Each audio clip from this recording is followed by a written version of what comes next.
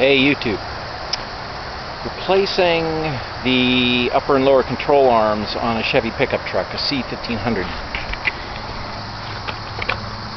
New upper control arm, new lower control arm, the existing stock spring. Anybody who's ever done one of these knows that it's very difficult to get that spring in because you have to compress it, put it in, jack up the lower control arm, undo the tension on the spring, voila, voila, voila. It's kind of hard to do without a internal spring compressor, but with a little bit of ingenuity on the home front, you can throw some stuff together to do it yourself. This is the standard generic Harbor Freight 20-ton press, Gibbs. Little modification I did. There's a video out on YouTube about the Gibbs, which take the slop away.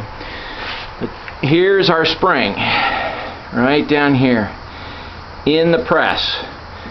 Now that strap is very close to a tie-down strap, but it's not actually a tie-down strap. I have got dozens of tie-down straps due to owning a plethora of street bikes and dirt bikes over the years.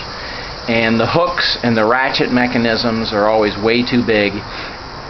And to put this spring in, you have to have everything inside the spring. Nothing can be on the outside or it won't fit where it needs to go when you go to install it.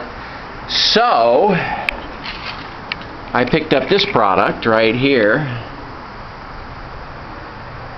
Nite-Ize CamJam, and it's one little buckle with a 18-foot strap. Once again, there you go. You can pause the video to get this down. I even bought it retail at REI. It's less than $20 out the door. And what we do is the buckle is on the inside of the spring. The loop is wrapped and goes back into the spring itself. The extra tail comes down through the middle here, and what you do is you pump the press a couple of times, about 6 times or so, develop a little slack in the line, work the slack out, cinch down the strap so it holds at that rate, pump a couple more times, cinch it down, pump it, cinch it down, and eventually you'll get that spring so small it'll slip in between the control arms with zero effort whatsoever.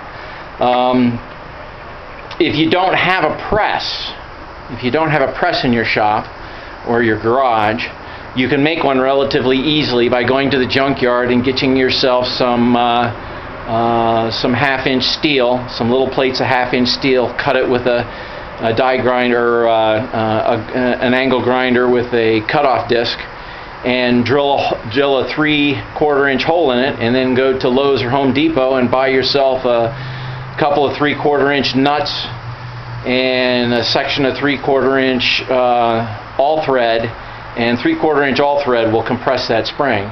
So what you can do is you can use the strap to hold it, you can use the all thread and the plates to compress the spring, and take the all thread out when you're done compressing it. The strap will hold it in place, and then you can install it in the truck.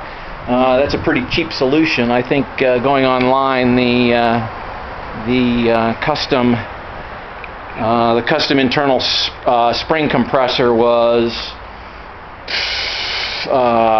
probably about $70 or $50 or so. And if you're only going to need it once or whatever, fabricating your own for less than $30, even if you have to buy the strap. And the strap you can use for other stuff. And if you go to the junkyard for your plate steel and Home Depot for the all thread, you can get away with that homemade tool pretty cheap. Alright, thanks. Talk to you later. Bye.